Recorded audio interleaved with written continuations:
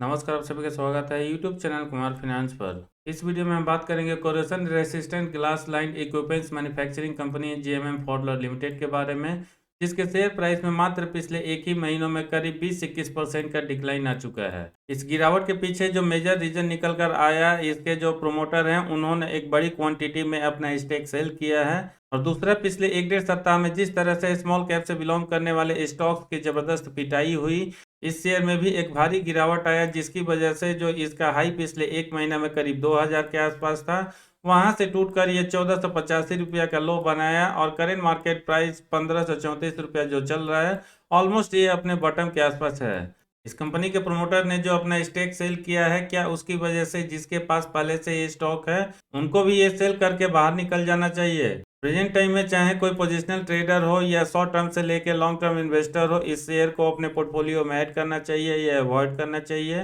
यहाँ से इस कंपनी का फ्यूचर आउटलुक कैसा नजर आ रहा है? करंट टाइम में इसका फंडामेंटल और टेक्निकल डेटा कैसा दिख रहा है? एंड एनालिस्ट और ब्रोकरेज हाउसेज क्या इस शेयर को लेकर क्या टारगेट प्राइस आ रहा है? ये पूरे डिटेल इस वीडियो में हम स्टॉक एनालिसिस के माध्यम से जाने। उसके पहले मैं कहना चाहूँगा, अगर आप नए हैं इस चैनल पर या अब तक आपने इसको सब्सक्राइब नहीं किया है, चैनल को सब्सक्राइब करके बेल आइकन का बटन जरूर प्रेस करें, ताकि फ्यूचर में आने वाले हर वीडियो का नोटिफिकेशन आपको मिलती रहे।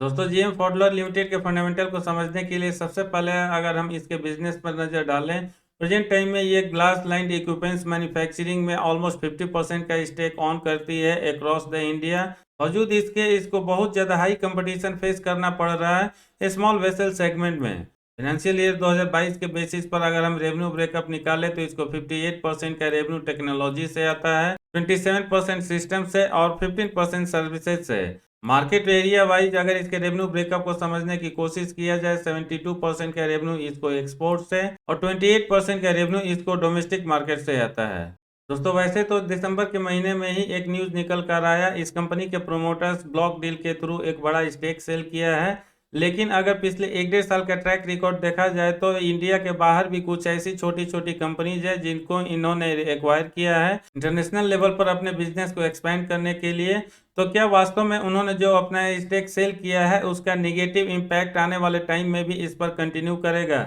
इसके बारे में भी हम वीडियो में आगे बढ़ते हुए बात करेंगे, लेकिन चूंकि इस वीडियो में हम इस स्टॉक के बारे में बात कर रहे हैं, इसलिए फिलहाल हम इसके कुछ फिनेंशियल डेटा को देख लेते हैं। प्रेजेंटली ये कंपनी स्मॉल कैप से बिलोंग करती है और मार्केट कैप इसका 6,897 करोड़ है। इस शेयर का करेंट मार्केट प्राइस जो 1534 रुपया है, अगर बुक वैल्यू से कंपेयर करके देखा जाए तो ये ऑलमोस्ट 10 गुना से थोड़ा सा ज़्यादा चल रहा है। और पिछले डेढ़ दो सालों में जिस तरह से गिरावट हुई है, क्योंकि ये शेयर 2300 रुपया के आसपास से नीचे गिर के 1534 तक आ चुका है, बावजूद इसके अभी भी इसका वैल्यूएशन थोड़ा सा प्रीमियम नजर आ रहा है, क्योंकि स्टॉक भी 43.8 है। आरओसी हो या आरओई हो, मैन्युफैक्चरिंग पॉइंट ऑफ व्यू से देखा जाए तो इसको अच्छा माना जा सकता है, क्योंकि ये 14.3% और 16.1% है।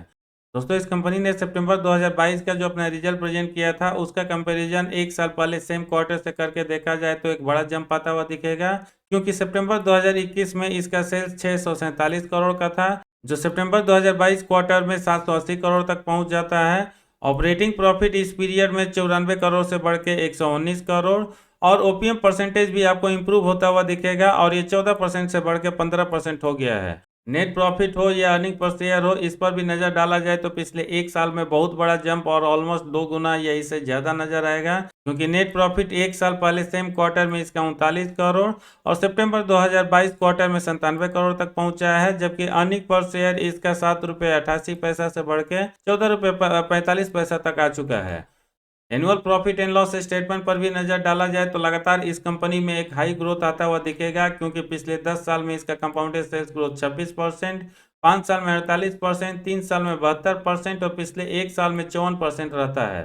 कंपाउंडेड प्रॉफिट ग्रोथ के मामले में भी इस कंपनी का परफॉर्मेंस काफ़ी स्ट्रांग माना जा सकता है, क्योंकि पिछले 10 साल और 5 साल में 22% से लेकर 23%, पिछले 3 साल में 16% और पिछले एक साल में सबसे अच्छा 155% रहता है। यहाँ पर एक चीज जरूर हम कह सकते हैं, इस कंपनी का कंपाउंडेड प्रॉफिट ग्रोथ पिछले 3 साल से लेकर 10 साल के बीच में देखा जाए, कंपाउंडेड सेल्स ग्रोथ के कंपैरिजन में थोड़ा सा पुअर नजर आ रहा है, क्योंकि इस पीरियड में इसका सेल्स ग्रोथ हमेशा लोअर साइड में 26% और हायर साइड में 72% रहता है, जबकि प्रॉफिट ग्रोथ इस पीरियड में हायर साइड में 23% और लोअर साइड में 16% रहता है। स्टॉक प्राइस सीएजीआर के मामले में भी देखा जाए तो एक तरह से पिछले 10 साल में इसने अपने इन्वेस्टर्स को एक बहुत बड़ा मल्टीबैगर रिटर्न दिया है, क्योंकि पिछले 10 साल में इसका सीएजीआर 45%, 5 साल में 41%, पिछले 3 साल में 36% और पिछले 1 साल में -4% रहा है। रिटर्न ऑन इक्विटी जरूर यहाँ पर थोड़ा सा डिक्लाइन किया है, क्योंकि इस कंपनी का प्रॉफिट मार्जिन थोड़ा सा पिछले 1 साल में ज़्यादा हिट किया है, जिसकी वजह से जो 18% और 20% रहता है पिछले 3 साल से लेकर 10 साल के बीच में, वो कम होकर पिछले 1 साल में 16% तक आ चुका है। मार्केट कैप के हिसाब से इस कंपनी का बैलेंस शीट थोड़ा सा कमजोर होता हुआ दिख रहा है, क्योंकि करंट टाइम में इसके पास 655 करोड़ का रिजर्व है, जो लगातार ग्रो करता हुआ तो नजर आ रहा है, लेकिन कंपनी के ऊपर कर्ज भी बेतहाशा बढ़ता हुआ दिख रहा है। और जो मार्च 2018 मार्च 2019 के पीरियड में इसके ऊपर कुछ भी कर्ज नहीं था, वो बढ़ के फिलहाल 888 करोड़ तक आ चुका है।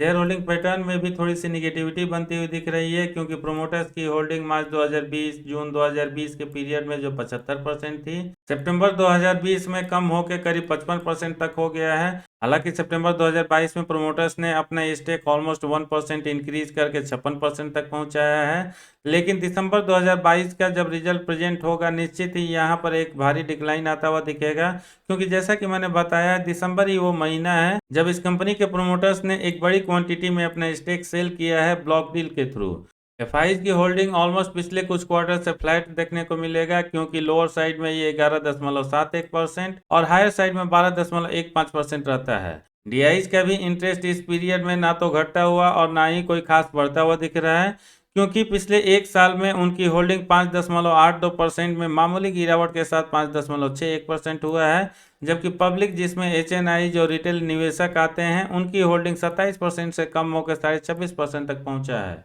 जीएम फॉडलर के स्टॉक प्राइस में भले ही पिछले 1 साल में जबरदस्त गिरावट हुई है, लेकिन करंट टाइम में शॉर्ट एनालिसिस देखा जाए अभी भी काफ़ी अच्छा नजर आ रहा है, क्योंकि फेवर में स्ट्रेंथ 9, अपॉर्चुनिटी 0, टोटल 9 का स्कोर हो रहा है, जबकि अगेंस्ट में मात्र 3 वीकनेस और थ्रेट 0, 3 का स्कोर हो रहा है। पिछले 1 महीने का ट्रेंड देखा जाए किस तरह से लोगों का इंटरेस्ट इसमें इंक्रीज हुआ है या डिक्रीज हुआ है, उसको समझने के लिए अगर हम प्राइस एंड वॉल्यूम पर नज़र डालें, तो प्राइस परफॉर्मेंस में जैसा कि मैंने बताया, पिछले 1 महीने से लगातार इसमें गिरावट का दौर जारी है, जिसकी वजह से न सिर्फ इस पीरियड में आपको करीब 19% के आसपास डाउनफॉल, बल्कि पिछले 3 महीना में भी करीब 19.5% के आसपास गिरावट होता हुआ दिखेगा। लेकिन वॉल्यूम एनालिसिस पर नज़र डाला जाए तो जैसे जैसे इसके शेयर प्राइस में गिरावट का दौर देखने को मिला है, वैसे ही चाहे लॉन्ग टर्म इन्वेस्टर हो या पोजिशनल ट्रेडर हो, एक अपॉर्चुनिटी की तरह ले रहे हैं, जिसकी वजह से ऑन एवरेज पिछले 1 महीना में जो 8 लाख शेयर ट्रेड होता है, उसमें डिलीवरी का परसेंटेज काफ़ी हाई 58 रहता है। 1 वीक एवरेज डेटा के अकॉर्डिंग ट्रेडिंग क्वांटिटी कम होकर 3 लाख तक होती है, लेकिन डिलीवरी का परसेंटेज एक बार फिर से काफ़ी अच्छा 47.5 रहता है। और यस्टरडे डेटा के अकॉर्डिंग एक बार फिर से ट्रेडिंग क्वांटिटी कम होकर 1 लाख तक पहुंचती है, जिसमें डिलीवरी का परसेंटेज एक बार फिर से हाई और करीब 54.5% के आसपास रहता है। दोस्तों, जीएम फॉडलर के टेक्निकल एनालिसिस समझने के लिए सबसे पहले यहाँ पर मैंने 1 डे का डेटा अप्लाई कर रखा है, और इसके अकॉर्डिंग देखा जाए तो टेक्निकल रेटिंग में ओवरऑल ट्रेंड इसका वेरी बियरिश बन रहा है, क्योंकि मूविंग एवरेज इसका बियरिश, टेक्निकल इंडिकेटर बियरिश और मूविंग एवरेज क्रॉस ओवर भी बियरिश पैटर्न में है। वीकली डेटा के अकॉर्डिंग भी एक बार फिर से ये स्टॉक बियरिश ट्रेंड में जाता हुआ दिख रहा है, क्योंकि मूविंग एवरेज एक बार फिर से बियरिश, टेक्निकल इंडिकेटर भी बियरिश और moving averages cross over neutral है। वहीं पर अगर थोड़ा सा long term point of view से देखा जाए तो मंथली डेटा पर नज़र डालें तो यहाँ भी कोई बहुत अच्छा गुड न्यूज़ निकल कर नहीं आ रहा है, क्योंकि ओवरऑल ट्रेंड यहाँ भी न्यूट्रल बनता हुआ दिख रहा है, जिसके पीछे का रीजन है मूविंग एवरेज इसका एक बार फिर से बियरिश, टेक्निकल इंडिकेटर्स न्यूट्रल और moving averages cross over bullish pattern में है। यानी ओवरऑल देखा जाए तो शॉर्ट टर्म से लेकर मिड टर्म तक इस शेयर में थोड़ा सा सॉफ्टनेस बना रह सकता है, जिसकी वजह से जो इसमें एक गिरावट या थोड़ा सा बियरिश पैटर्न बनता हुआ दिखा है पिछले 1-1.5 सप्ताह में, आने वाले कुछ और ट्रेडिंग सेशन में ये कंटिन्यू कर सकता है। वैसे तो इस कंपनी और स्टॉक को लेकर बहुत ज़्यादा एनालिस्ट ने फोरकास्ट नहीं किया है, लेकिन जो 4 एनालिस्ट ने फोरकास्ट किया है उनके अकॉर्डिंग ये चाहे शेयर हो या इस कंपनी का परफॉर्मेंस आने वाले 1 साल में काफ़ी स्ट्रॉन्ग और अच्छा रह सकता है, जिसकी वजह से एनालिस्ट रेटिंग में ये चारों ही एनालिस्ट इस कंपनी और स्टॉक के फेवर में जाते हुए दिख रहे हैं। एनालिस्ट द्वारा जो इस स्टॉक को लेकर प्राइस फोरकास्ट किया गया है, उनके अकॉर्डिंग हम हाई एक्सपेक्टेशन रख सकते हैं रिटर्न पॉइंट ऑफ व्यू से, क्योंकि दिसंबर 2023 तक मीडियन साइड में ये 2420 रुपये तक पहुंच सकता है। और करेंट मार्केट प्राइस जो इसका 1534 है, यहाँ से करीब 58% के आसपास एक अच्छा रिटर्न मिल सकता है। रेवेन्यू फोरकास्ट भी इसका काफ़ी स्ट्रॉन्ग नज़र आ रहा है मार्च 2023 तक के लिए, क्योंकि यहाँ भी मीडियन साइड में करीब 23% का ग्रोथ आ सकता है। और फाइनली अर्निंग पर शेयर को लेकर जो एनालिस्ट द्वारा फोरकास्ट किया गया है, ये भी काफ़ी पॉजिटिव और स्ट्रॉन्ग नज़र आ रहा है, क्योंकि यहाँ भी मीडियन साइड में मार्च 2023 तक में आपको करीब 118 और 119% के आसपास ग्रोथ आता हुआ दिख सकता है। यानी ओवरऑल देखा जाए तो एनालिस्ट का व्यू इस स्टॉक को लेकर काफी पॉजिटिव नजर आ रहा है, जिसकी वजह से न सिर्फ उन्होंने earning per share revenue growth को लेकर एक स्ट्रॉन्ग फोरकास्ट किया है, बल्कि इस स्टॉक का टारगेट भी करेंट मार्केट प्राइस से करीब 60% के आसपास पॉजिटिव दिया जा रहा है। दोस्तों फाइनली अगर हम यहाँ से जेएम फॉडलर लिमिटेड के फ्यूचर आउटलुक के बारे में बात करें, जैसा कि हमने देखा इस कंपनी ने पास्ट में काफ़ी स्ट्रॉन्ग परफॉर्मेंस दिया है। इंटरनेशनल मार्केट में कुछ कंपनीज का एक्विजिशन भी इन्होंने पिछले 1-1.5 साल में किया है। प्रेजेंट टाइम से लेके आगे आने वाले कुछ और टाइम तक इस कंपनी के प्रोमोटर के अकॉर्डिंग कुछ और एक्विजिशन राडार पे है,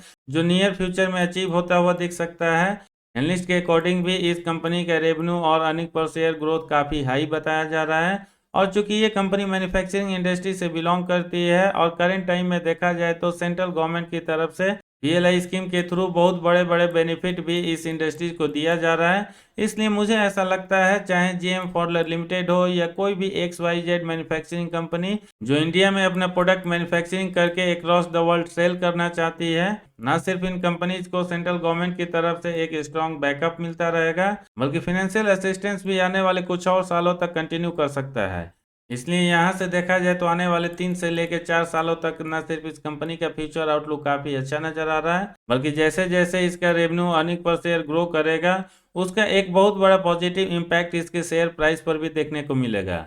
इंडिया के कुछ ब्रोकरेज हाउस जैसे भी हैं जो इस शेयर को लेकर 2600 से ज़्यादा का टारगेट दे रहे हैं, यानी जो पिछले 1.5 साल में इसने अपना लाइफ टाइम हाई करीब 2300 रुपये के आसपास बनाया है, उनके अकॉर्डिंग आने वाले 1 से 1.5 सालों में इसको क्रॉस करते हुए एक बहुत बड़ा और अच्छा रिटर्न दे सकता है अपने इन्वेस्टर्स को। लेकिन चूंकि इसका वैल्यूएशन अभी भी थोड़ा सा हायर साइड में नजर आ रहा है, टेक्निकल डेटा में भी थोड़ा सा ये फिलहाल कमजोर बना हुआ है, इसलिए अगर आप पहले से इन्वेस्टेड है तो हो सकता है कुछ और ट्रेडिंग सेशन में आपको थोड़ा सा पेन देखने को मिले। और अगर आप नए तरीके से इस स्टॉक को अपने पोर्टफोलियो में ऐड करना चाहते हैं तो SIP का रास्ता अपना सकते हैं, क्योंकि अगर यहाँ से इस शेयर में कोई भी सॉफ्टनेस आगे कंटिन्यू करता है लोअर प्राइस में और ज़्यादा आप क्वांटिटी अपने पोर्टफोलियो में ऐड करें। भले इस स्टॉक को लेकर थोड़ा सा निगेटिविटी स्प्रेड किया गया क्योंकि इसके प्रोमोटर्स ने अपना एक स्टेक सेल किया है, लेकिन समझने वाली बात है कि अगर प्रोमोटर अपना स्टेक सेल कर रहा है ब्लॉक डील के थ्रू, निश्चित ही कोई ना कोई ऐसा बड़ा पार्टी है जो इसमें अपना ट्रस्ट शो कर रहा है,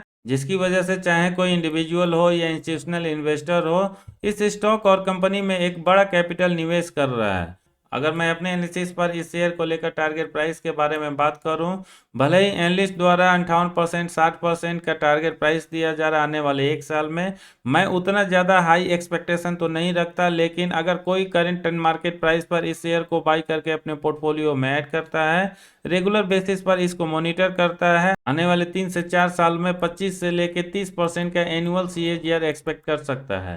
इस वीडियो में इतना ही है, कैसा लगा कमेंट करके जरूर बताएं, पसंद आए तो लाइक का बटन प्रेस करके अपने सर्किल में इसका लिंक उनके साथ जरूर शेयर करें जो जेएम फॉडलर लिमिटेड शेयर में इंटरेस्टेड है। पूरा वीडियो देखने के लिए धन्यवाद। जय हिंद।